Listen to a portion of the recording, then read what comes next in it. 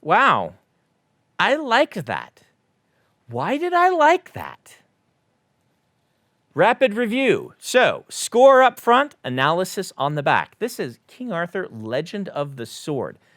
An oldie, I know. It's been a few years. But, we have a dearth of movies right now, and I watched this for the first time recently, and I was shocked that I liked it.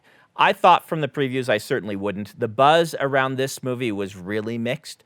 But if you haven't watched it, it's worth a watch.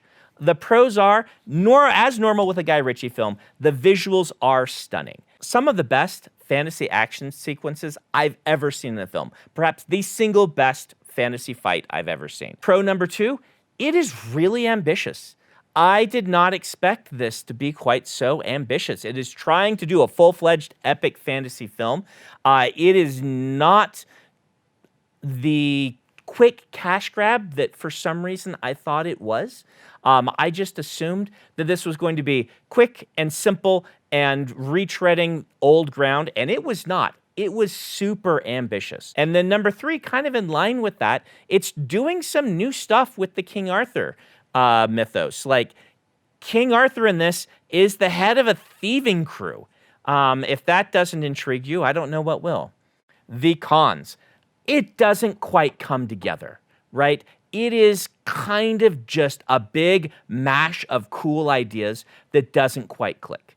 Number 2, Guy Ritchie's visual stylings can be distracting to people. And I think that some of the responses against this and reactions against this might be in regard to that. You can't place the time period. It sometimes feels kind of modern and sometimes feels very antiquated. It does very strange things with montages and speeding up and slowing down the camera. It is really interesting, but also really distracting.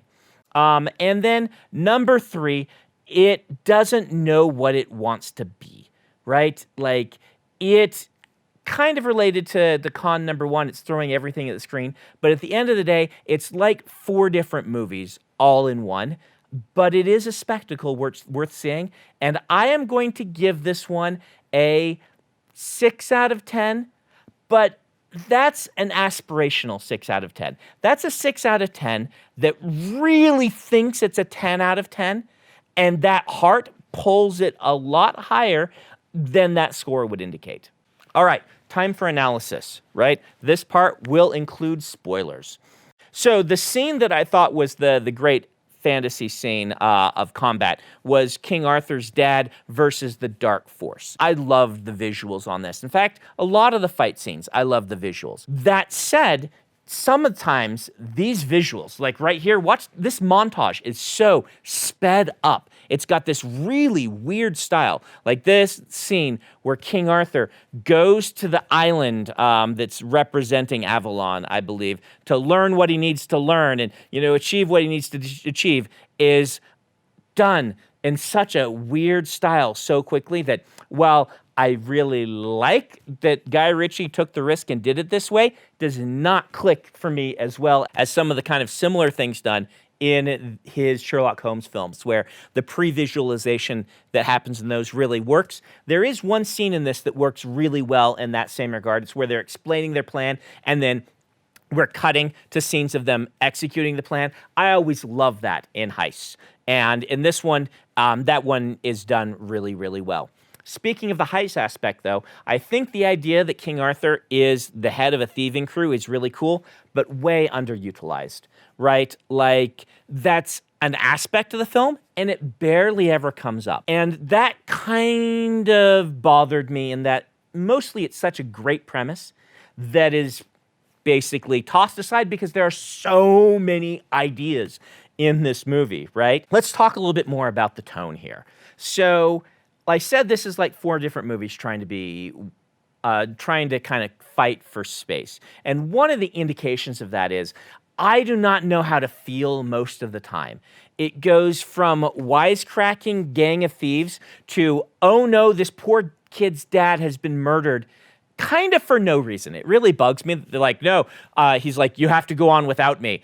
And then he just sits there when they could have carried him. They wait. They come back just in time to watch the villain murder the kid's dad that we have built lots of sympathy for. Like, there are tons of just people getting shanked like that in this film, which is fine, except it's got this really high fantasy feel with these giant olifants at the beginning, and you've got this wisecracking thieving crew and things like this, and I had a lot of trouble settling on what is the tone of this film. What am I supposed to be feeling?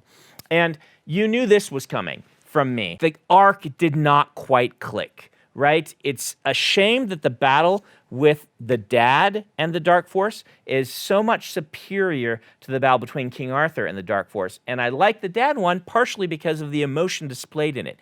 The dad is fighting for something we understand. He's protecting, it's Uther Pendrag, I'm sure, protecting his son, right? And in the King Arthur fight, I'm like, I don't understand why King Arthur picked up the sword. Okay, here's getting at the crux of it. There are multiple times in this film where King Arthur's like, man, I don't want to be King Arthur. Oh, I guess I will be King Arthur. And there's like multiple times where he unlocks the power of the sword after deciding he wants to be King Arthur. And then we have another plot cycle after where he's like, man, not sure if I want to be King Arthur, right? Like, pick one and build to it. Those moments are what I love in narrative, where we have this cycle of he's like, I don't want to be King Arthur. That's totally fine. He's a thieving crew dude. You don't have to be King Arthur. Well, you do, but you can tell us you don't want to be King Arthur. And then over time, he starts to realize what he could do if he embraced his destiny. And then you have a moment where he finally does it, not 2 or 3 of them. And that really kind of threw off the character arc for me here. And of course, at the core, I don't know what's holding him back. And I don't know what he overcomes in order to pick up the sword. Picking up the sword in this movie has to be that moment where everything clicks. And I just don't get what it is. And I think it's just because, again, this movie is about throwing everything at the screen and doing all the cool, wild, wacky, crazy things that Guy Ritchie wants to do with a fantasy film. And I respect the hell out of him for doing that. This film is awesome. It's not great, but it's awesome. And I recommend that anyone who likes fantasy films, give it a watch. If, like me, you had thought, this is going to be trash, give it another try. Just know you are going to get some insanity visually in this film, and some of it's not going to make sense.